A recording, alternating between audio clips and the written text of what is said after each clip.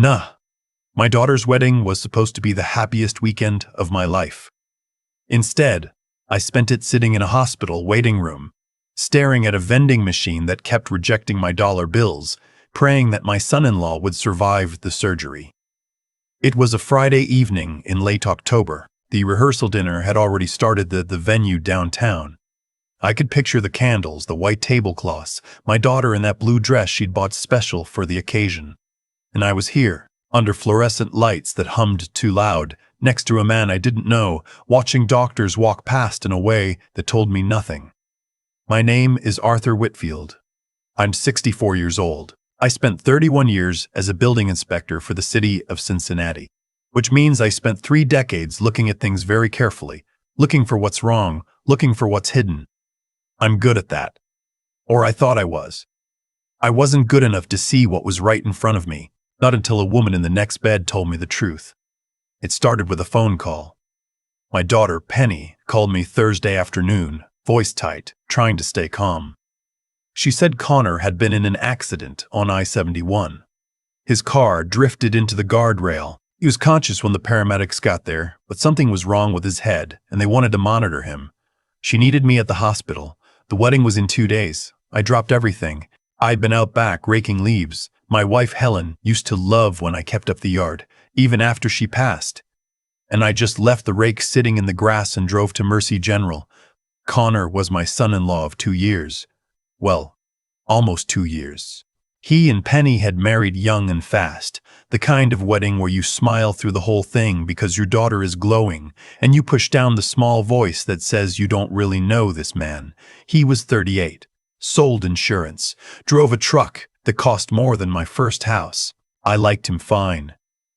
That's the honest truth. I liked him fine the way you like a neighbor you wave to but never really talk to. Penny was in the hallway when I arrived, arms crossed tight across her chest, her eyes red. She'd already been crying. I held her and she pressed her face into my shoulder the way she used to do when she was 9 years old and had a bad dream. He's stable, she said. They think it's a severe concussion. Maybe worse. They want to keep him for observation. I told her to go back to the venue. Handle what needed to be handled. I would stay. She protested. I won. She left. Connor's room was on the 3rd floor, end of the hall. Semi-private. There was a curtain dividing the space, and on the other side, I could hear someone moving quietly. I didn't look. I pulled a chair to Connor's bedside, and I sat there like I'd sat beside Helen in her last weeks. Same kind of chair, same hum of machines, same particular smell that hospitals have that gets into your clothes and stays. Connor was asleep. He had a bandage wrapped around his left temple and a bruise spreading under his eye. He looked younger, asleep. Younger, and somehow smaller. I sat there through the night. Around 2 in the morning, the sounds on the other side of the curtain changed. I heard a voice, a woman's voice, low and careful. She wasn't talking to me. She was talking to herself, or to someone on the phone, I couldn't tell. Then she went quiet. Then she went quiet.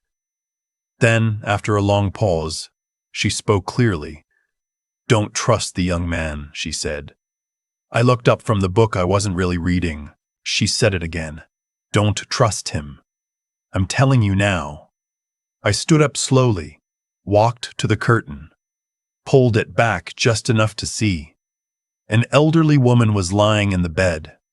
She was maybe 75, small, with short white hair and eyes that were very dark and very alert. She was looking directly at me, like she'd known exactly where I was standing. "I'm sorry," I said. "I didn't mean to disturb you." "You didn't disturb me." She adjusted herself against the pillow. "I've been lying here listening." She paused. "Is that your son?" "My son-in-law." She looked at the curtain, then back at me. "How long have you known him?" I thought about it. 2 years, I said. "A little more." She nodded slowly. "Do you like him?" It was an odd question at 2 in the morning in a hospital room, but something about her voice made me answer honestly. I said, "I don't really know him." She held my gaze.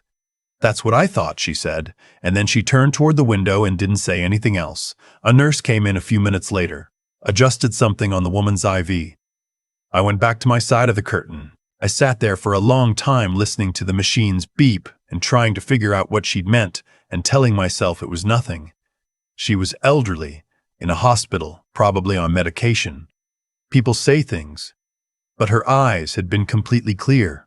In the morning, Penny came back. Connor was awake, groggy, answering questions slowly. The doctor said the swelling was minimal. He'd need a few days of rest and monitoring, but he should be okay for the ceremony, if they took it easy. Penny cried again, this time from relief. She held Connor's hand and I watched them from across the room and felt that familiar, complicated feeling. Love for her, uncertainty about him, guilt about the uncertainty. I walked down to the cafeteria, got coffee and a muffin I didn't want. On my way back, I stopped outside the room and thought about the woman on the other side of the curtain. I pushed through the door and pulled the curtain aside. She was awake, sitting up, staring at nothing in particular. I brought you coffee, I said. If you drink it? She looked at the cup, then at me. Then she reached out and took it. We sat on opposite sides of that curtain. Me in my chair, her in her bed, drinking coffee. She told me her name was Frances. Frances Caldwell. She was from Dayton. She'd had a fall a week ago, broken her wrist, and they'd found some other things in the process, so she'd been here longer than expected. No family? I asked. She smiled, but it didn't reach her eyes. I have a son, she said. I waited. He visits on Sundays, she said. Sometimes. She looked at her coffee cup. He says he worries about me living alone. He says he wants to help me manage things. She paused. He's been helping me manage things for about 18 months now. The way she said it. I said, that doesn't sound like a good thing. She looked up. It isn't. She set the coffee down. I had a financial advisor for 20 years. Good man, Gerald. She stopped herself, started again. A good man I trusted. When my son started offering to help, I thought it was kindness. I gave him access. She stopped. What happened? I asked. She folded her hands in her lap. I'm still finding out. She said it flatly, like she was talking about someone else's life. My lawyer found irregularities. 3 accounts. Money moved around in ways I didn't authorize. She met my eyes. I haven't confronted him yet. I'm sitting in this hospital bed thinking about how to do it. I'm sorry, I said. Don't be sorry for me. She nodded toward the curtain. The night your son-in-law came in, I was awake. He was conscious when they brought him in. He made a phone call before he even let the nurses finish with him. She paused, and her voice stayed very even. He mentioned your daughter by name. He said something about paperwork. He said something about making sure the old man doesn't get in the way. The room tilted slightly. The old man, I said. I assume that's you, she said. I sat there. My coffee cup was in my hand, but I'd stopped registering it. I'm sure he was disoriented, I said. Head injuries, people say things. He knew exactly what he was saying, she said gently. I've heard that tone before. That was a man making a plan. Then a different nurse came in, and the moment closed and I went back to my side of the curtain. I spent the rest of that day telling myself Frances was wrong. The wedding happened on Saturday. Connor was released that morning with instructions to rest and avoid stress, which he promptly ignored. He stood at the altar in his good suit looking fine, and Penny was beautiful, and I walked her down the aisle and handed her to him and smiled through all of it. But when I shook his hand at the reception, I noticed something I hadn't before. He looked at me, just for a second, with an expression that wasn't warmth. It was assessment. Like I was a number he was calculating. It was gone so fast I almost thought I'd imagined it. Penny and Connor left for their honeymoon Monday. 2 weeks in Portugal. I went home to my house in Westwood, the house Helen and I bought in 1987, the house where we raised Penny, and I tried to go back to normal. But Frances Caldwell's words were in my head. Don't trust the young man. A few weeks earlier, Connor had asked me about my house. just casual conversation, or what felt like it. He'd said the neighborhood was appreciating fast, that I was sitting on a good asset, that if I ever thought about liquidating, I should let him know because he had connections in real estate. I'd nodded and moved on. I didn't think anything of it. I thought about it now. I started going back through things, slowly, the way I used to walk through a building looking for problems. Methodical. Patient. My will was in the filing cabinet in my office. I pulled it out. Everything to penny. Simple. I'd had it drafted after Helen died, but there was a document behind it I didn't immediately recognize, an addendum, 2 pages, clipped together. I read it twice.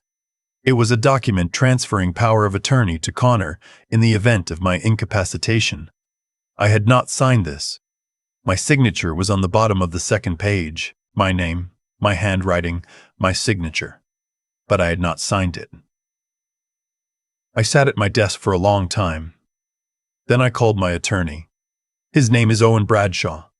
He's been my attorney since before Helen died. He handled her estate. He's the kind of man who doesn't panic, which is exactly what I needed. I drove to his office that afternoon and put the document on his desk. He read it carefully. Then he read it again. Then he said, "Arthur, this is a problem." "I know." He turned the document over, looked at the back. "This signature is extremely good," he said, "but if you didn't sign it, someone practiced." I thought about Connor's job. Insurance, paperwork, signatures. Owen said, "I'm going to contact the county recorder's office. If this has been filed anywhere, I need to know. And I need you to check everything.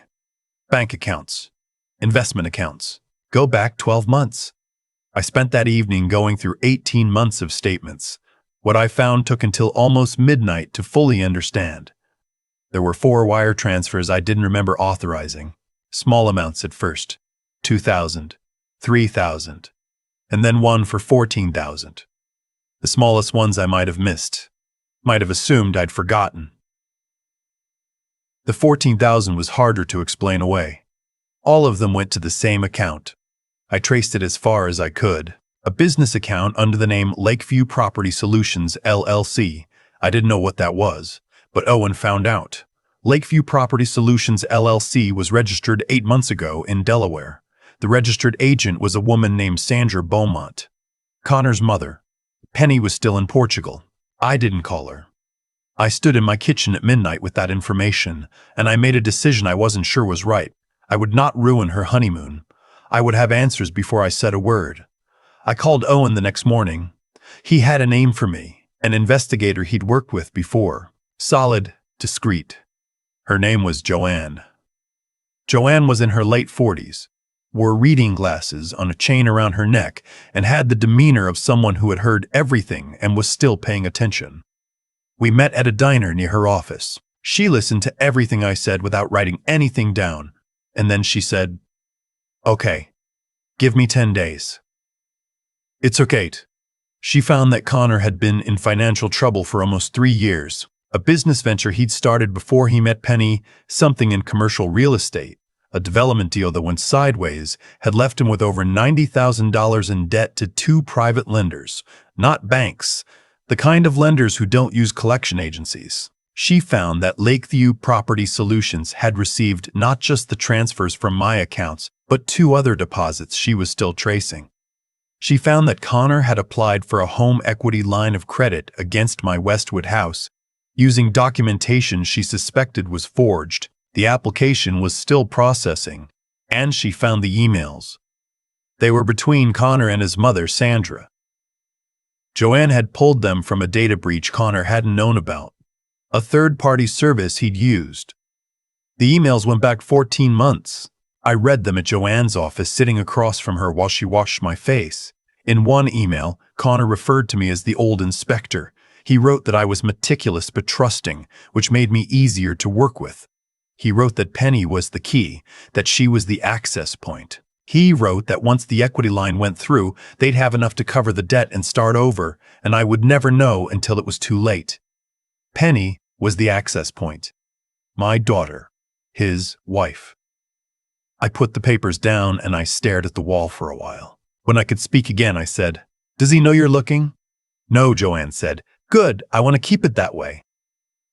Penny came home from Portugal on a Thursday, happy and tanned and glowing in a way that made everything harder. I picked her up from the airport. We got dinner. She talked about the food, the light in Lisbon, a market they'd found on the last day. Connor was meeting them back at their apartment. He'd driven separately. I smiled through all of it. That night, I called Owen and told him everything Joanne had found. He was quiet for a long moment after I finished. Then he said, "Arthur, the equity application is the most urgent problem. If that goes through, you could lose the house. Tell me what to do." "Tomorrow morning, we go to your bank.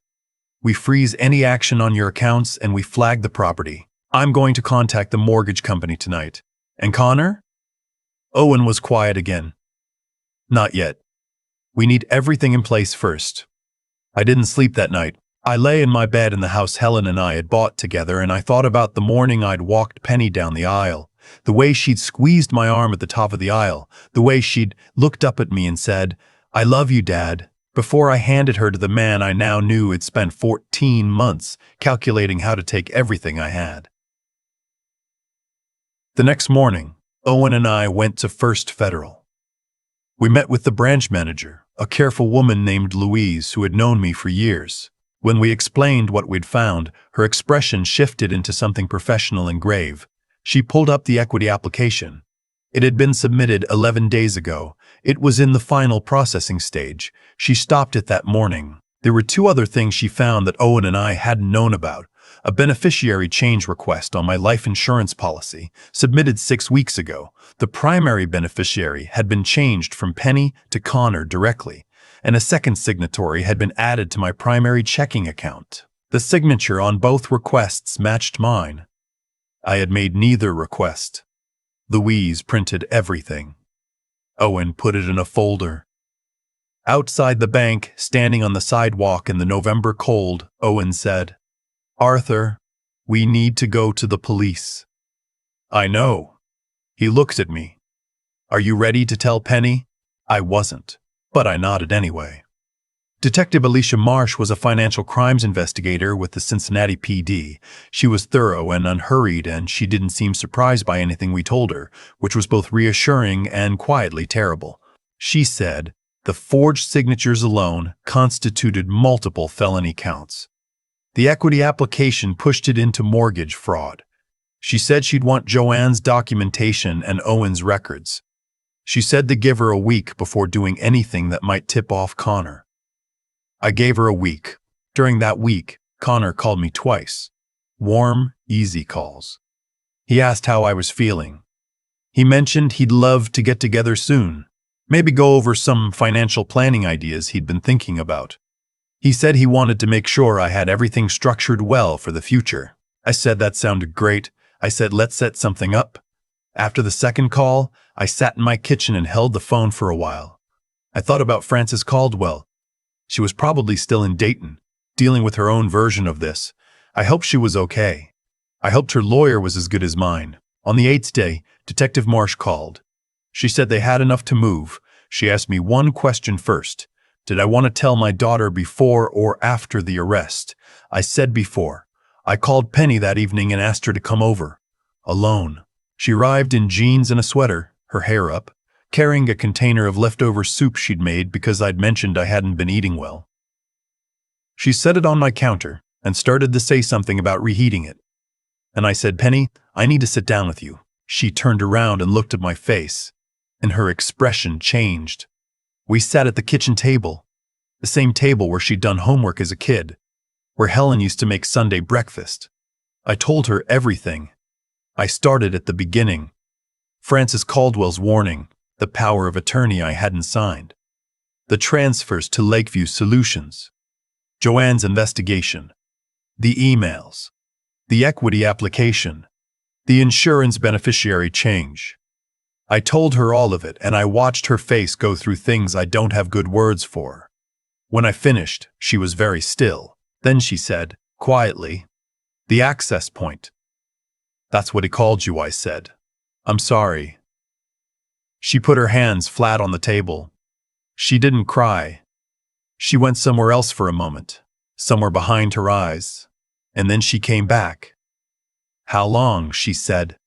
"How long have you known?" 3 weeks. You didn't tell me because of Portugal? Yes. She was quiet again. Then, did he ever was? Any of it? She couldn't finish the question. "I don't know what was real," I said honestly. "That's the hardest part." She nodded slowly. Her hands were still flat on the table, very still, like she was steadying herself. Detective Marsh arrested Connor the following Tuesday at his office.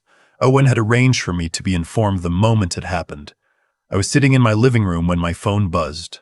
2 words from Owen. "It's done." Penny was upstairs in her old bedroom.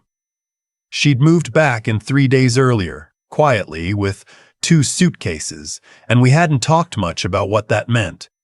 But she was here. I went upstairs and knocked on her door and told her. She sat on the edge of the bed and pressed her hands against her knees and breathed. Then she said, "Okay," and I knew she meant something larger than just that moment. She meant, "I'm going to survive this." We are. The next few months were hard in the particular way that quiet recovery is hard. Not dramatic, just slow. Owen worked with the bank and the mortgage company to unwind everything Connor had done. The equity application was canceled.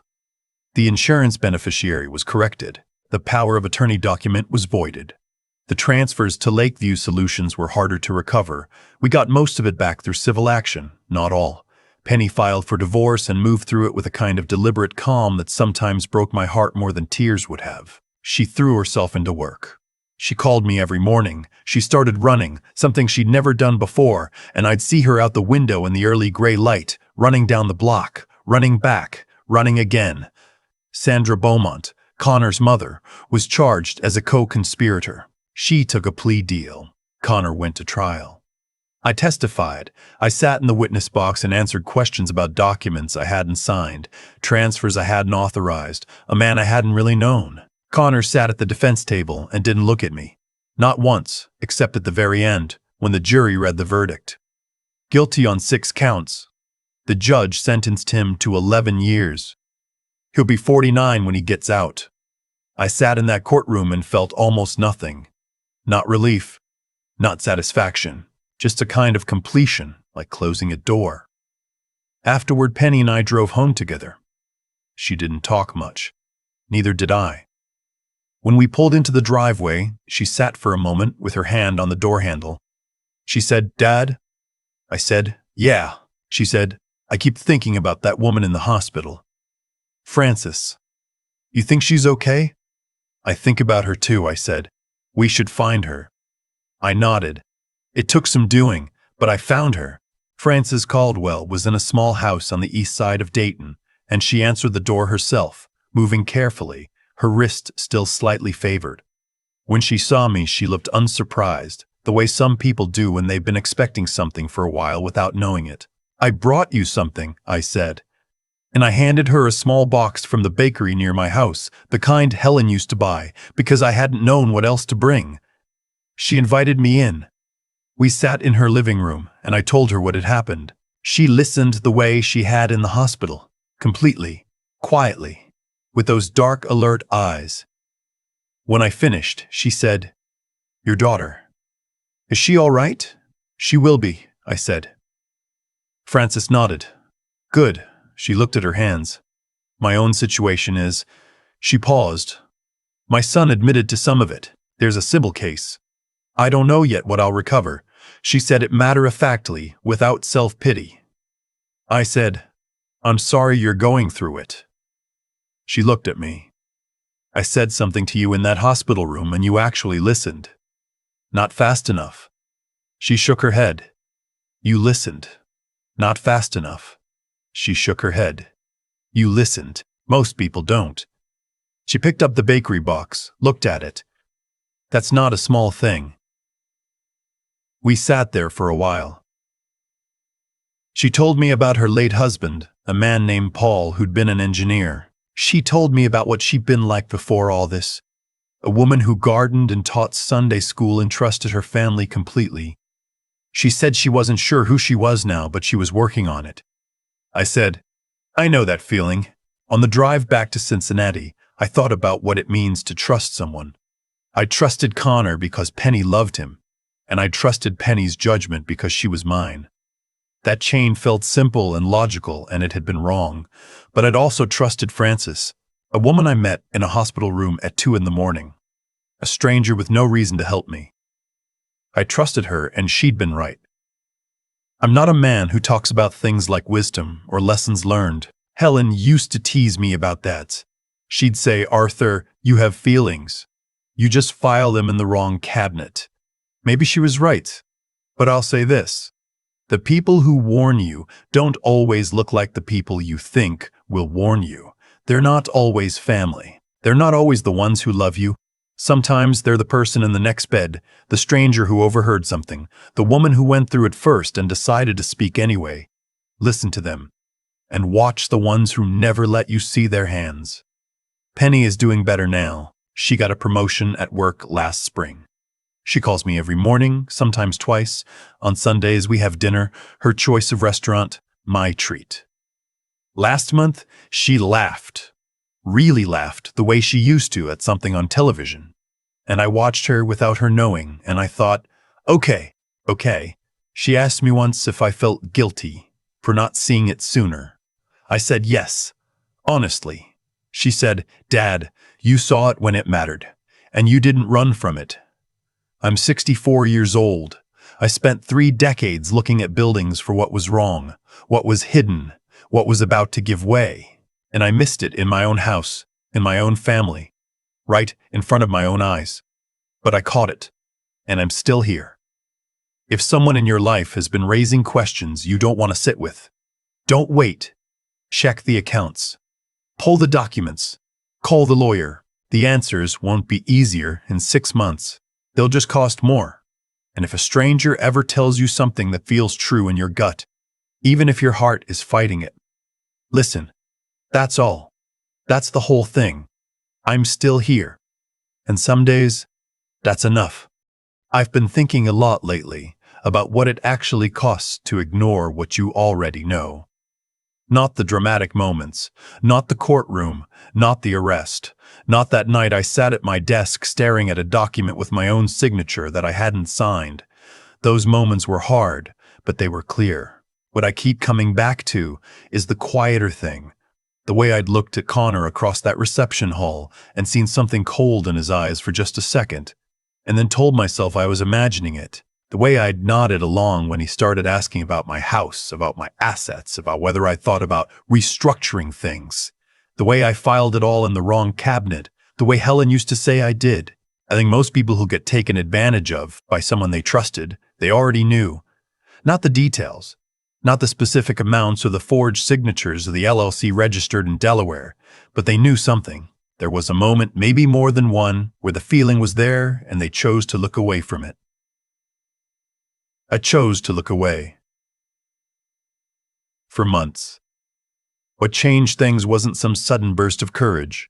It was Frances, a woman I'd never met, lying in the next hospital bed, who had no reason to say anything to me except that she'd already been through it herself and she understood what silence costs. She chose to speak anyway. That's not a small thing. That's a decision, to use your own pain to protect someone else, even a stranger, even when you have nothing to gain from it. I've thought about what that requires. It requires a kind of honesty that most of us avoid. It's easier to say nothing. It's easier to assume the other person already knows, or that it's not your place, or that you might be wrong.